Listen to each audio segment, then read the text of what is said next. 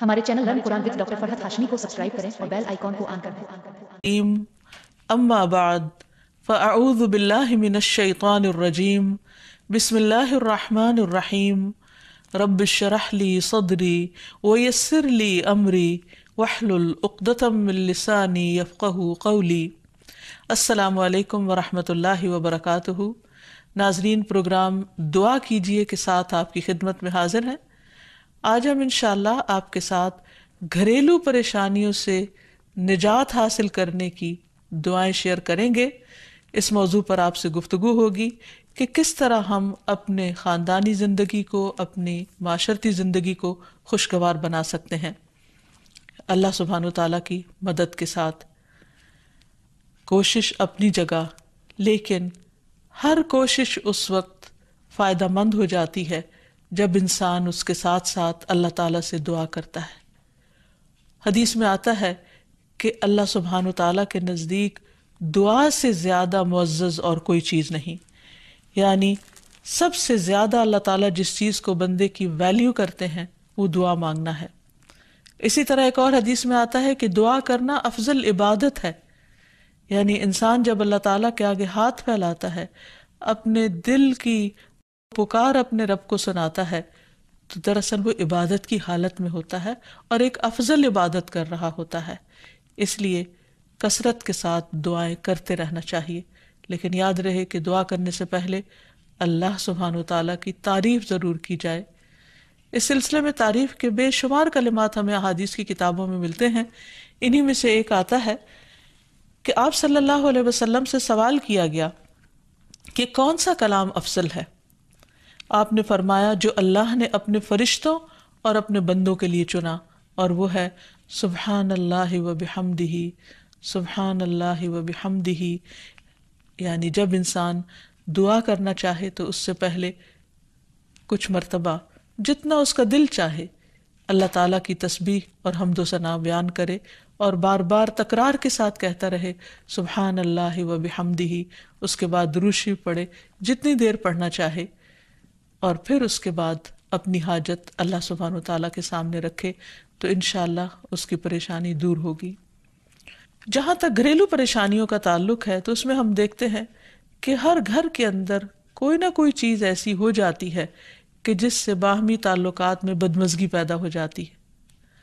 بعض افراد کی طبیعت میں غصہ زیادہ ہوتا ہے، بعض لوگ جھگڑالو ہوتے ہیں، بعض لوگ شکی مزاج کے ہوتے ہیں، بعض لوگوں کو اونچا بولنے کی عادت ہوتی ہے، بعض لوگ دوسروں کو مختلف باتوں پر زج کرتے رہتے ہیں، بعض لوگ اپنی ذمہ داریوں کو ٹھیک سے نہیں نبھاتے۔ تو یہ تمام چیزیں صرف نہ یہ کہ ایسے انسان کو خود بلکہ اس کے آس پاس رہنے والوں کو اذیت میں مبتلا کر دیتی ہیں۔ اب اس میں انسان بعضوں کو سمجھانے سے بھی کام لیتا ہے، دوسروں سے بھی مدد لیتا ہے، لیکن پھر بھی مسئلہ حل نہیں ہوتا۔ تو صحابہ کرام تو اپنی جوتی کا تسمہ بھی ٹوٹ جاتا تو اللہ سبحانہ وتعالیٰ سے مانگتے تھے۔ تو اگر گھر کے اندر کسی قسم کی ناچاکی یا پریشانی ہے تو اس سلسلے میں بھی ہمیں اللہ تعالیٰ کی طرف رجوع کرنا چاہیے، اور پھر اس کے ساتھ ساتھ دوسرے کو جو مشکل پیدا کر رہا ہے سمجھانا بھی چاہیے۔ جہاں تک لڑائی جھگڑے کا تعلق ہے تو اسے منافقت کی علامت بتایا گیا۔ آپ صلی اللہ علیہ وسلم نے فرمایا کہ منافق کی 4 علامتیں ہیں، ان میں سے ایک بات کرے تو جھوٹ بولے، وعدہ خلافی کرے، امانت میں خیانت کرے، اور جب وہ جھگڑا کرے تو گالی دے، یعنی جھگڑتا بھی ہے اور گالی بھی دیتا ہے۔ نبی صلی اللہ علیہ وسلم نے یہ بھی فرمایا کہ اللہ کو سب سے زیادہ ناپسند آدمی وہ ہے جو بہت جھگڑالو ہے، یعنی اللہ تعالیٰ ایسے شخص سے محبت نہیں کرتے۔ اس لیے اگر آپ کسی سے بات کر رہے ہو تو اس کی بات توجہ سے سن لے۔ چھوٹی چھوٹی باتوں پر جھگڑنا اور دوسرے کے ساتھ بد اخلاقی سے پیش آنا یہ درست نہیں۔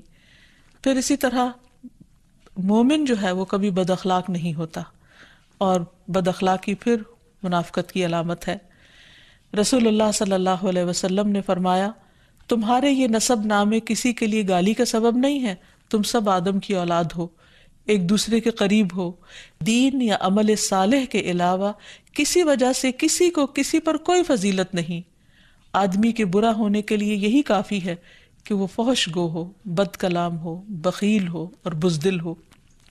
پھر اسی طرح آپس میں محبتوں کا نہ ہونا، بہن بھائیوں میں ناچاکی ہے، شوہر بیوی میں ناچاکی، یا والدین کے ساتھ محبت کا نہ ہونا، یہ ایک طرح سے اللہ تعالیٰ کی طرف سے ایک آزمائش بھی ہو سکتی ہے اور ایک عذاب بھی ہو سکتا ہے۔ مومن تو محبت کرنے والا ہوتا ہے، اور اس شخص میں کوئی خیر نہیں جو محبت کرتا نہیں اور لوگ اس سے محبت نہیں کرتے، اور لوگوں میں سب سے زیادہ بہترین انسان وہ ہے جو لوگوں کے لیے فائدہ مند ہوتا ہے۔ تو اس لیے بہت ضروری ہے کہ خاندان کے اندر باہم محبت پائی جائے۔ گھریلو زندگی خوبصورت ہو جاتی ہے اگر آپس میں ایک دوسرے سے پیار، محبت اور ہمدردی کے جذبات پائے جاتے ہیں۔ پھر اسی طرح بعض اوقات گھریلو زندگی میں بدگمانیاں بہت تکلیف دیتی ہیں، یا گھر کے کچھ افراد سنی سنائی باتوں پر یقین کرتے ہوئے دوسروں کے خلاف بدگمانی پال لیتے ہیں، تو اس سے بھی پرہیز کرنے کی ضرورت ہے۔ اسی طرح گھریلو پریشانیوں میں گھر کا تنگ ہونا بھی ایک عذاب کی شکل ہے۔ اس لیے نبی صلی اللہ علیہ وسلم نے ہر وضو کرنے کے بعد جو دعا سکھائی، اس میں خاص طور پر یہ دعا آتی ہے کہ اللہ میرے گھر میں وسعت پیدا کر دے، یعنی ایک تو دلوں میں وسعت ہو، اور دوسرا یہ ہے کہ جگہ بھی کشادہ ہو۔ رسول اللہ صلی اللہ علیہ وسلم نے فرمایا 3 چیزیں بدبختی میں سے ہیں۔ عورت جب تو اسے دیکھے تو وہ تجھ کو بری لگے، اور وہ تجھ پر اپنی زبان چلائے، اور اگر تو اس سے غائب ہو تو وہ اپنے نفس کی اور تیرے مال کی حفاظت نہ کرے۔ دوسرے، مریل سواری کہ اگر تو اسے مارے اور چلائے تو تجھ کو تھکا دے، اور اگر اسے چھوڑ دے تو تجھے جلد تیرے ساتھیوں تک نہ پہنچائے، اور ایسا گھر جو تنگ اور کم سہولتوں والا ہو۔ تو اس لیے اگر انسان ایسی کسی تکلیف میں مبتلا ہے تو اس کا حل بھی یہی ہے کہ کوشش کے ساتھ ساتھ انسان دعا کرے۔ اسی طرح خرچ میں کمی، وسائل میں کمی، مال میں کمی، یہ تمام چیزیں بھی عموماً گھروں کے اندر جھگڑے پیدا کر دیتی ہیں۔ کھانے پینے کی قلت، بنیادی ضروریات کا پورا نہ ہونا، تو ایسی صورت میں بھی انسان اللہ تعالیٰ کی طرف رجوع کرے، اور اس کے لیے ساتھ ہی کوشش بھی ضروری ہے۔ کوشش میں سب سے پہلے تو یہ کہ انسان لڑائی جھگڑا چھوڑے، صبر و ضبط کی عادت ڈالے، برداشت اور تحمل کی عادت اپنے اندر پیدا کرے، اپنے اخلاق کو بہتر بنائے۔ ایک حدیث کے مطابق اللہ سبحانہ و تعالیٰ جب کسی گھرانے پر خیر و برکت نازل فرمانا چاہتے ہیں تو اس گھر والوں کے اندر نرمی پیدا کر دیتے ہیں۔ اور ایک اور حدیث میں یہ بھی آتا ہے کہ جو نرمی سے محروم کر دیا گیا وہ ہر خیر و بلائی سے محروم کر دیا گیا۔ تو اس لیے گھر کے ہر فرد کو اپنے اپنے رویے پر غور کرتے ہوئے اپنے اخلاق کی اصلاح کرنے کی ضرورت ہے، اور دوسروں سے توقعات زیادہ رکھنے کی بجائے اپنا طرز عمل اچھا کرنے کی ضرورت ہے۔ اور گھر والوں کے ساتھ بہترین ہونا نبی صلی اللہ علیہ وسلم کی سنت ہے۔ آپ نے فرمایا تم میں سے بہتر وہ ہے جو اپنے گھر والوں کے لیے بہتر ہو، اور میں تم سب کی نسبت اپنے گھر والوں کے حق میں اچھا ہوں۔ یعنی آپ نے اپنی مثال دی کہ میں سب سے اچھا سلوک اپنے گھر والوں سے کرتا ہوں، تو تمہیں بھی اگر اچھا بننا ہے تو ایسا ہی کرنا ہوگا۔ پھر اسی طرح گھر والوں کو زیادہ سے زیادہ فائدہ پہنچانا۔ حسن بصری سے مروی ہے کہ اللہ تعالیٰ کے نزدیک پسندیدہ بندے وہ ہیں جو اپنے اہل و عیال کو سب سے زیادہ نفع دینے والے ہیں۔ پھر اسی طرح پیار و محبت سے رہنا۔ اگر لڑائی جھگڑا ہو بھی جائے یا کوئی غلط فہمی پیدا بھی ہو جائے تو اس وقت خاموشی اختیار کر لینا، مناسب وقت کا انتظار کر کے اس غلط فہمی کو دور کرنا ضروری ہے۔ پھر اسی طرح اللہ سبحانہ وتعالیٰ نے گھریلو زندگی کو خوشگوار بنانے کے لیے جو بہترین ہدایت ہمیں قرآن مجید میں دی ہے وہ ہے عفو و درگزر سے کام لینا۔ اللہ تعالیٰ فرماتے ہیں یا ایہا الذین آمنوا ان من ازواجکم و اولادکم عدوا لکم فاحذروہم وَإِن تَعْفُوا وَتَصْفَحُوا وَتَغْفِرُوا فَإِنَّ اللَّهَ غَفُورٌ رَّحِيمٌ إِنَّمَا أَمْوَالُكُمْ وَأَوْلَادُكُمْ فِتْنَةٌ وَاللَّهُ عِندَهُ أَجْرٌ عَظِيمٌ۔ اے لوگو جو ایمان لائے ہو، بے شک تمہاری بیویوں اور تمہارے بچوں میں سے بعض تمہارے دشمن ہیں، سو ان سے ہوشیار رہو، اور اگر تم معاف کرو اور درگزر کرو اور بخش دو تو بے شک اللہ بے حد بخشنے والا نہایت رحم فرمانے والا ہے۔ تمہارے مال اور تمہاری اولاد تو محض ایک آزمائش ہے، اور جو اللہ ہے اسی کے پاس بہت بڑا اجر ہے۔ یعنی انسان کو بعض اوقات اپنی ہی بیوی یا بیوی کو اپنے ہی شوہر سے اور بعض اوقات اپنے ہی بچوں سے یا اپنے ہی والدین سے دشمنی کا اندیشہ ہو سکتا ہے، اور وہ ایک دوسرے کے لیے مصیبت اور بلا ہو سکتے ہیں، لیکن ایسی صورت میں بھی انسان کا گزارا نہیں ہو سکتا جب تک ایک دوسرے کو معاف نہ کرے۔ زندگی کی گاڑی نہیں چل سکتی جب تک انسان دوسروں کے قصور اور غلطیاں ان سے درگزر نہ کرے، کیونکہ ہر انسان کبھی غصے کی وجہ سے، کبھی جہالت کی وجہ سے، کبھی جلد بازی کی وجہ سے، کبھی لوگوں کے اکسانے پر اپنے پیاروں کے ساتھ زیادتیاں کر جاتا ہے۔ تو ایسی صورت میں انسان اگر چاہتا ہے کہ اس کی زندگی خوشگوار ہو تو اسے معاف کرتے رہنا چاہیے۔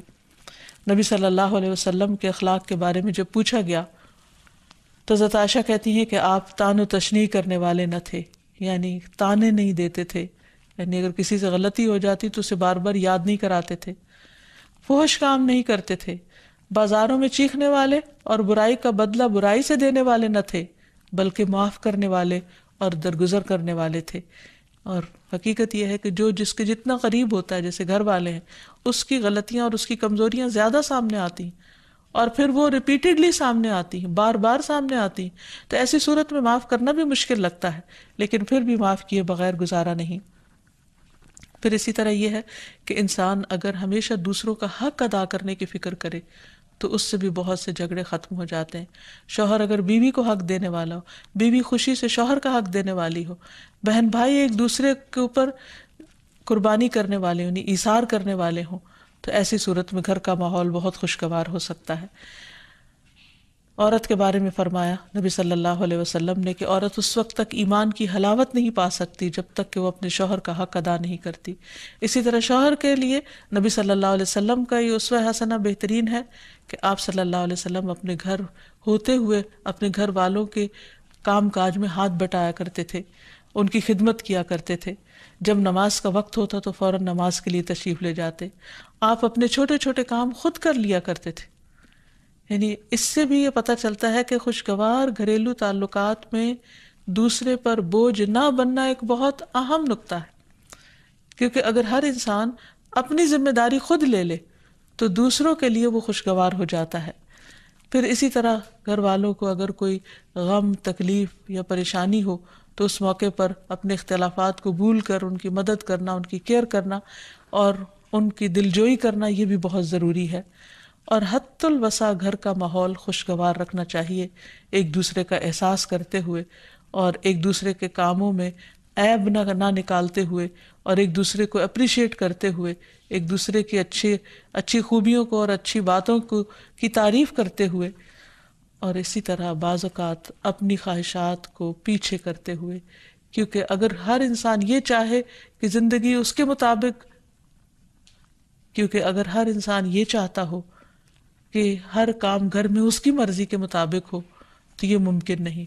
بہت سے گھروں میں ساس بہو کا جھگڑا کس بنا پر ہوتا ہے، یا آپس میں قریبی رشتوں کا جھگڑا اور فتنہ فساد کس وجہ سے ہوتا ہے؟ کیونکہ ہر شخص یہ چاہتا ہے کہ گھر کا نظام اس کی مرضی کے مطابق ہو، حالانکہ ایسا ہونا ممکن نہیں۔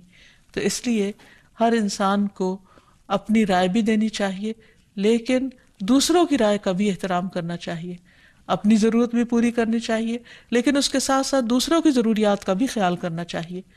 پھر اسی طرح بہت سے معاملات میں قناعت اختیار کرنی چاہیے، کیونکہ یہ زندگی بذات خود ایک امتحان ہے، اور اصل عیش و عشرت کی جگہ جنت ہے، دنیا نہیں، یا دنیا کا گھر نہیں۔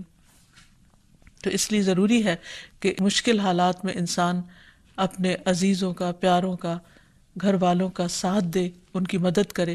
مثلا شوہر کے اگر معاشی حالات تنگ ہیں تو بیوی ناجائز مطالبات نہ کرے، اسی طرح اگر بیوی بیمار ہے تو شوہر اس سے بہت زیادہ گھر کے کام کا مطالبہ نہ کرے۔ تو ایک دوسرے کے حالات کی رعایت کرتے ہوئے اگر انسان ایک دوسرے سے توقعات رکھے تو اس سے بھی حالات بہت خوشگوار ہو سکتے ہیں۔ اور پھر یہ کہ ہمیشہ دوسروں کی چھوٹی چھوٹی ایفرٹ پر ان کے لیے شکر گزاری کے جذبات ہونے چاہیے۔ مثلاً اگر کوئی آپ کو گھر میں پانی پلا دے تو آپ اس پر بھی شکریہ بولیں۔ ہم عام طور پر اگر گھر سے باہر کہیں ہوتے ہیں اور کوئی ہمارے ساتھ تھوڑے سا بھی احسان کا معاملہ کرے تو ہم اس کے احسان کو مانتے ہیں، لیکن گھر والوں کا احسان ماننا ایک مشکل کام لگتا ہے. تو اس لیے اگر ہم چاہتے ہیں کہ گھریلو زندگی خوشگوار ہو تو اس میں گھر والوں کے احسان کو بھی ماننا ضروری ہے. اور پھر چھوٹی چھوٹی اذیتوں کو بہت مینشن نہیں کرنا چاہیے، ان کا ذکر نہیں کرنا چاہیے، ان پر صبر کرنا چاہیے. تو جو شخص شکر اور صبر سے کام لیتا ہے اس کی زندگی لازماً خوشگوار ہوتی ہے. لیکن اس کے باوجود بھی اگر گھریلو زندگی میں تنگی ہو، تکلیف ہو، آپس کی ناچاکی ہو، دشمنی ہو، پریشانی ہو، بہت بے چینی ہو، تو پھر اللہ سبحانہ و تعالیٰ ہی کی طرف رجوع کرنا چاہیے. کیونکہ قرآن مجید میں آتا ہے وَإِن يُرِدْكَ بِخَيْرٍ فَلَا رَادَّ لِفَضْلِهِ يُصِيبُ بِهِ مَن يَشَاءُ مِنْ عِبَادِهِ وَهُوَ الْغَفُورُ الرَّحِيمُ. اور اگر اللہ تجھ سے کوئی بھلائی کرنا چاہے تو کوئی اسے ٹالنے والا نہیں، وہ اپنے بندوں میں سے جسے چاہے فضل سے نوازتا ہے اور وہ بخشنے والا اور رحم کرنے والا ہے. تو اس لیے چھوٹی چھوٹی تکلیفوں پر بھی فوراً اللہ کا ذکر، اللہ کی یاد، اللہ کی تسبیح انسان کے دل کو سکون بخش دے. اور نبی صلی اللہ علیہ وسلم نے خصوصاً اپنی پیاری بیٹی فاطمہ رضی اللہ تعالی عنہا کو جب وہ گھر کے کام کاج کر کے تھک جاتی تھی، کیونکہ اپنے ہاتھ سے چکی پیستی، اپنے ہاتھ سے آٹا گوندتی، اپنے ہاتھ سے اپنے گھر کے کام کاج کرتی، بچوں کو لک آفٹر کرتی، تو بہت تھک جاتی تھی. اور اسی تھکاوٹ کی وجہ سے انہوں نے ایک دفعہ نبی صلی اللہ علیہ وسلم کے پاس جب کچھ قیدی آئے تو خادم کا مطالبہ کیا، لیکن آپ صلی اللہ علیہ وسلم نے ان کو خادم دینے کی بجائے یہ تسبیحات سکھائی اور فرمایا کہ جب تم اپنے بستر پر جانے لگو تو 33 بار سبحان اللہ، 33 بار الحمدللہ اور 34 بار اللہ اکبر پڑھ لیا کرو. اور اسی لیے یہ تسبیحات فاطمہ کے نام سے بھی معروف ہیں. تو رات کو خاص طور پر بستر پر لیٹ کر یہ تسبیحات ضرور پڑھ لینی چاہیے، کیونکہ یہ گھریلو کام کاج کی تھکاوٹ کا بہترین علاج ہے اور خادم کی جگہ کفایت کرنے والی دعائیں ہیں. پھر اسی طرح گھر میں وسعت اور کشادگی کی دعا، اللہم اغفر لی ذنبی ووسع لی فی داری وبارک لی فی رزقی. اے اللہ میرے گناہ معاف کر دے، میرے گھر میں وسعت پیدا کر دے اور میرے رزق میں برکت عطا کر دے. پھر اسی طرح چھوٹی چھوٹی پریشانیوں کے سلسلے میں مثلاً بچے کو چوٹ لگ گئی یا اچانک کسی وبائی مرض کا کوئی شکار ہو گیا تو علاج معالجے کے ساتھ ساتھ دعا کرنا ضروری ہے. مثلاً گھر والوں میں سے اچانک کسی کو کوئی ایسی بیماری آ گئی، کوئی سٹروک ہو گیا یا ہارٹ اٹیک ہو گیا تو سارے گھر والے پینک ہو جاتے ہیں. ایسی صورت میں پریشانی کا صرف اظہار کرتے رہنے سے اور غمگین رہنے سے مریض کی مدد نہیں کی جا سکتی. تو اس موقع پر اللہ تعالیٰ سے دعا کرنی چاہیے.